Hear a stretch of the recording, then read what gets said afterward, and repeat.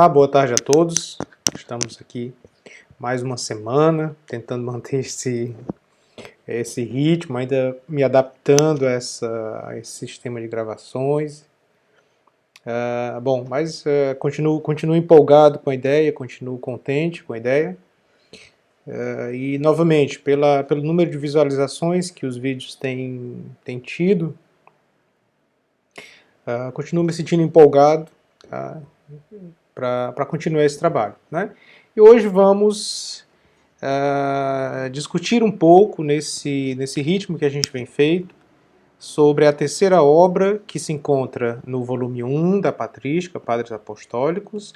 Hoje trataremos de Policarpo de Esmirna. Tá?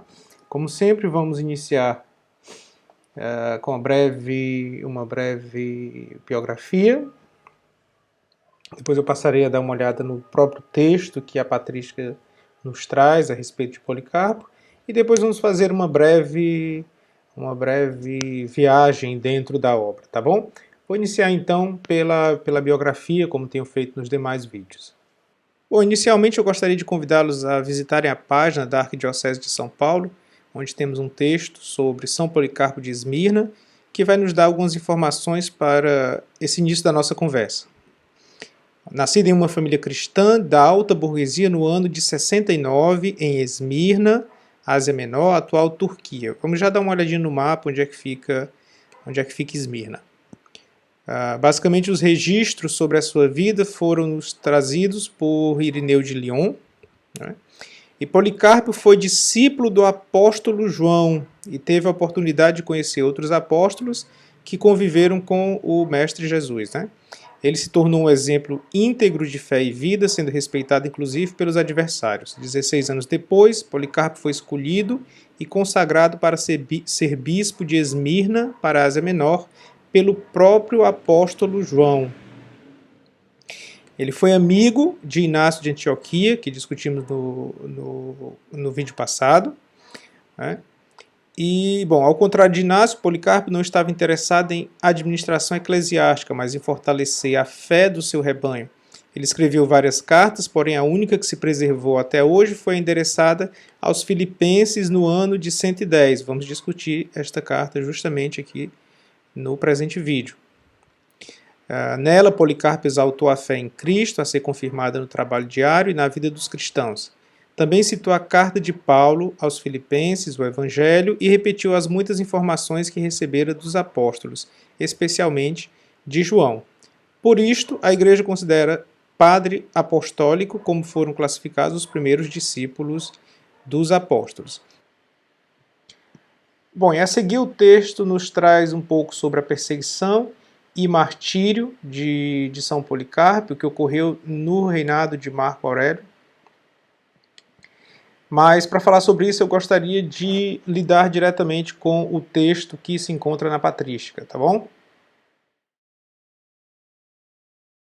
O Google Maps e buscarmos por Esmirna. Na verdade, temos essa cidade de Izmir, né? Não sei como se pronuncia isso, peço desculpas, mas que fica realmente na Turquia, né? Vou diminuir aqui um pouco o mapa para termos uma visão melhor e podermos nos localizar. Aqui encontra-se então a cidade de Esmirna, okay? E próximo à Grécia, a atual Bulgária, e evidentemente pertencendo ao território da Turquia. Hoje ela é a terceira maior cidade do país. Então, creio que por ser uma cidade portuária, também no período fosse uma cidade de importância comercial, né? A perseguição e o martírio de Policarpo de Esmirna, descrito nesta obra, fazem com que este livro seja um dos mais impressionantes livros desse período.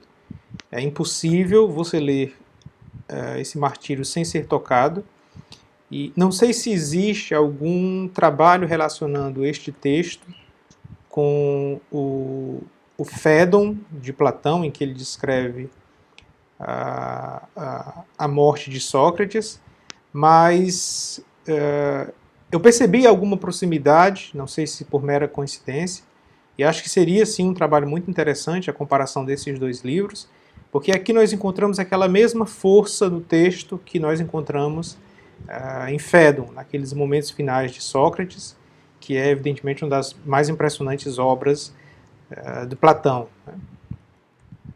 Bom, então, antes de discutirmos este martírio, eu gostaria de brevemente ler aqui com vocês alguns trechos do texto introdutório que a própria patrística nos traz aqui em cada obra, e separei aqui algumas partes que eu achei interessante para ler para vocês.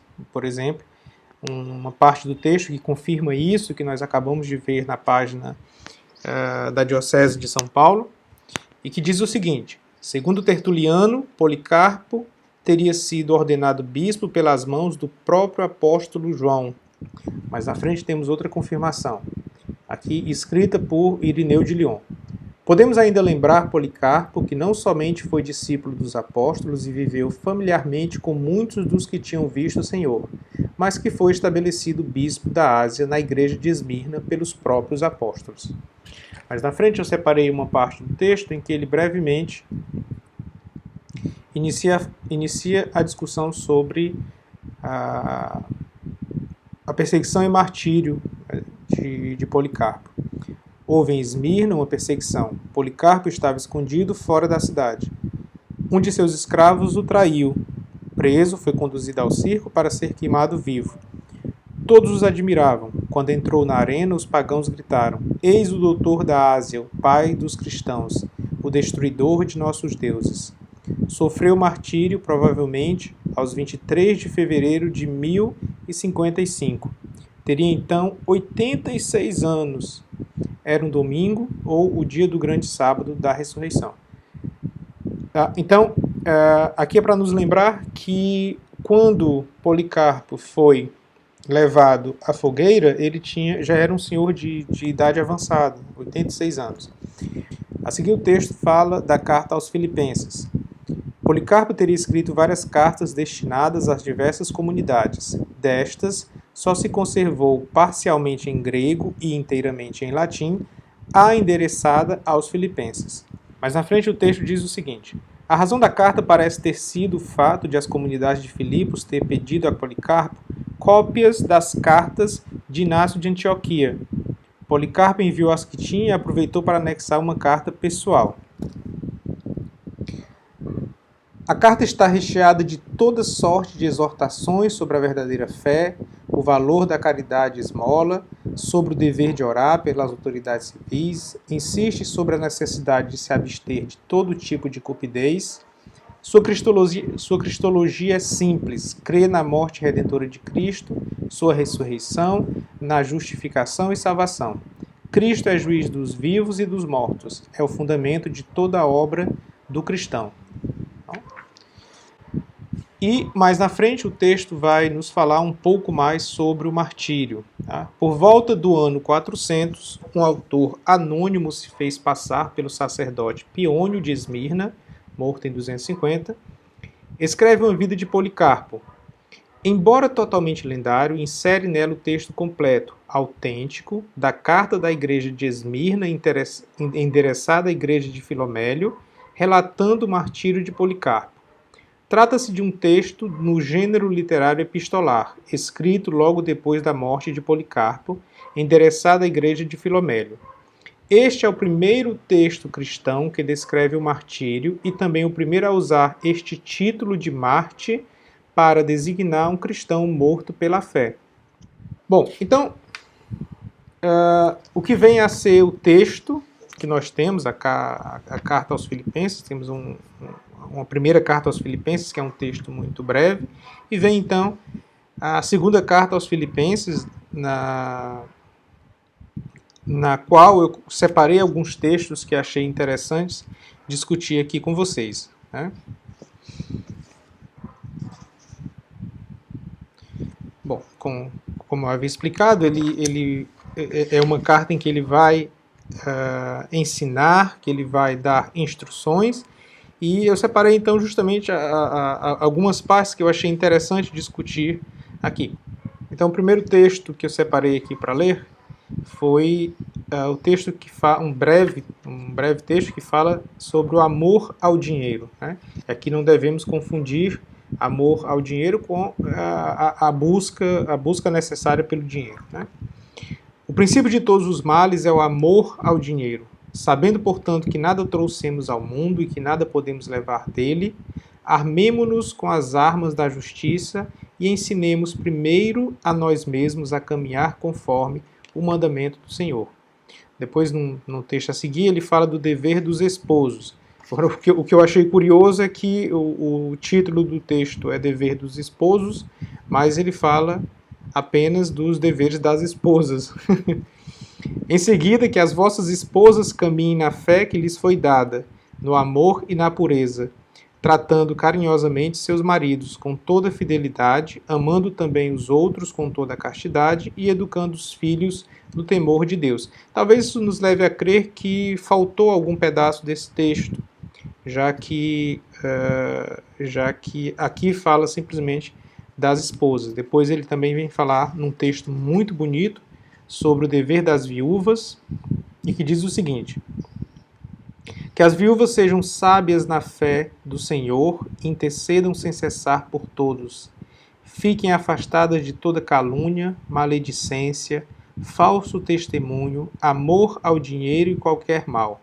Saibam que elas são o altar de Deus e que Ele examina minuciosamente cada coisa e nada lhe escapa de nossos pensamentos, sentimentos e segredos do coração. Um texto muito bonito. Ele vai a seguir falar sobre o dever dos diáconos, o dever dos jovens, um texto muito interessante. Eu gostaria de ler aqui uma parte para vocês. Do mesmo modo que os jovens sejam irrepreensíveis em tudo, preservando antes de tudo a pureza, refreando todo o mal que está dentro deles. De fato, é bom repelir os desejos neste mundo, porque todo desejo guerreia contra o espírito. Nem os fornicadores, nem os efeminados, nem os sodomitas terão parte no reino de Deus, nem aqueles que praticam coisas estranhas. Por isso é preciso que eles se abstenham de todas as coisas e estejam submissos aos presbíteros e aos diáconos, como a Deus e a Cristo. A seguir ele vem falando sobre as virgens. As virgens devem viver com consciência irrepreensível e pura. A seguir ele vem falar do dever dos presbíteros. Faz um texto muito interessante sobre os falsos ensinamentos, que eu gostaria de ler uma parte aqui para vocês. Quem não confessa que Jesus Cristo veio na carne é anticristo. Aquele que não confessa o testemunho da cruz é do diabo. Aquele que distorce as palavras do Senhor segundo os seus próprios desejos e diz que não há ressurreição nem julgamento, esse é primogênito de Satanás. Por isso, abandonando os discursos vazios de muitos e falsos ensinamentos, retornemos à palavra que nos foi transmitida desde o começo. Bom, o texto a seguir fala então sobre a perseguição de São Policarpo, explica que a princípio ele não deu atenção à perseguição, não quis sair da cidade, mas foi convencido por seus discípulos, seus seguidores, a esconder-se numa pequena propriedade, fora da cidade, evidentemente. E, dada a continuidade da perseguição, 2 pequenos escravos foram capturados e um deles, sob tortura, entregou onde estava escondido o São Policarpo. E o texto fala mais na frente justamente do momento dessa prisão, que eu gostaria de ler para vocês. Numa sexta-feira, pela hora da ceia, guardas e cavaleiros, armados como de costume, tomaram consigo o escravo e partiram, como se estivessem perseguindo um bandido. Chegando pela noite, encontraram-no deitado num pequeno quarto do piso superior. Ele podia ainda fugir daí para outro lugar, mas não quis e disse: seja feita a vontade de Deus. Ouvindo que tinham chegado, ele desceu e conversou com eles, que ficaram espantados com sua idade veneranda, com sua calma e com tanta preocupação por capturar um homem tão velho. Ele imediatamente mandou que lhe dessem de comer e beber à vontade e pediu que lhe concedessem 1 hora para rezar tranquilamente. E lhe concederam. Então ele de pé começou a rezar, tão repleto da graça de Deus que por 2 horas ninguém pôde interrompê-lo. Os que o ouviam ficaram espantados, e muitos se arrependeram de ter vindo prender um velho tão santo. Então, por fim, ele é levado e a todo momento ele é tentado pelas autoridades romanas a louvar César e recusar o cristianismo. Ele evidentemente não aceita, né? E mesmo dentro do estádio continua-se essa insistência para que ele passe a venerar César e abandone a veneração a Cristo. Aqui mais na frente o precônsul continua insistindo para que ele renegue Cristo, e há justamente uma passagem muito interessante. Ele continua a insistir dizendo: jura pela fortuna de César. Policarpo responde: se tu pensas que vou jurar pela fortuna de César, como dizes, e finges ignorar quem sou eu, escuta claramente. Eu sou cristão. Se queres aprender a doutrina do cristianismo, concede-me um dia e escuta. Bom, então, desistem, evidentemente.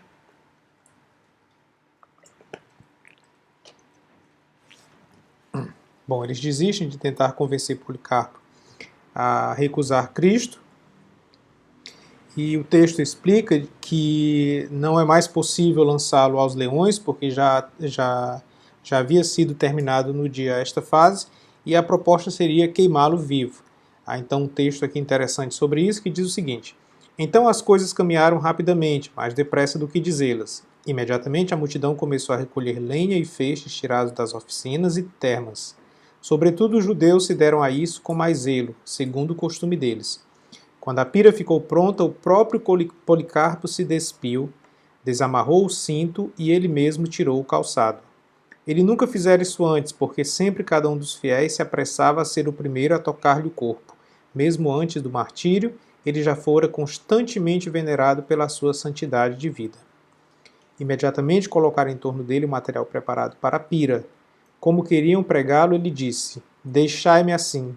Aquele que me concede força para suportar o fogo, dar-me-á força para permanecer imóvel na fogueira, também sem a proteção de vossos pregos. Ele não é então pregado, e sim amarrado. E quando é feito o fogo, então, em torno dele, acontece algo interessante, que o texto diz o seguinte: ele faz antes uma oração, e no fim da oração acontece o seguinte: quando ele ergueu o seu amém e terminou sua oração, os homens da pira acenderam o fogo. Grande chama brilhou e nós vimos o prodígio. Nós, a quem foi dado ver e que fomos preservados para anunciar esses acontecimentos a outros. O fogo fez uma espécie de abóbada, como vela de navio inflamada pelo vento, e envolveu como parede o corpo do Marte. Ele estava no meio, não como carne que queima, mas como pão que assa, como ouro ou prata brilhando na fornalha. Sentimos então um perfume semelhante à baforada de incenso ou a outro aroma precioso. Então acontece esse fenômeno de que ele não é queimado, o fogo faz como que uma proteção em torno dele. Ou então, diante desse fenômeno estranho, diante de todos ali, no desespero de que aquilo se encerre, as autoridades dão ordem ao carrasco para que ele execute Policarpo, que vai então com a espada e o fere, e não acaba-se aí toda a estranheza daquela situação. O texto diz o seguinte: feito isso, jorrou tanto sangue que apagou o fogo, né? Ou seja, toda aquela fogueira em torno dele foi apagada com o sangue que saiu do seu ferimento. É realmente uma descrição incrível, uma descrição impressionante, e que, como eu havia dito, faz com que este livro seja um dos mais interessantes livros que encontramos desse período. Foi um livro que me marcou bastante, foi um livro que me fez refletir sobre ele durante vários dias, não só, evidentemente, os ensinamentos de Policarpo, mas essa primeira descrição de um digamos assim, de um evento incomum, e que, evidentemente, aqueles que acompanham o catolicismo vão encontrar ao longo da história humana até os dias atuais sempre essas coisas sempre esses fenômenos que fogem à nossa lógica, né? Então fica aí a recomendação, um livro maravilhoso, livro impressionante, livro também muito breve, então para aqueles que estão nos acompanhando enquanto estamos apresentando os livros aqui no canal, é realmente um livro que dá para você ler em uma semana. Como eu disse, são poucas páginas da carta e depois há o relato do sacrifício de Policarpo, que também é feito em pouquíssimas páginas, tá bom? Bom, no vídeo seguinte, na semana seguinte, falaremos do pastor de Hermas, tá bom? Um abraço a todos, Deus abençoe e até lá.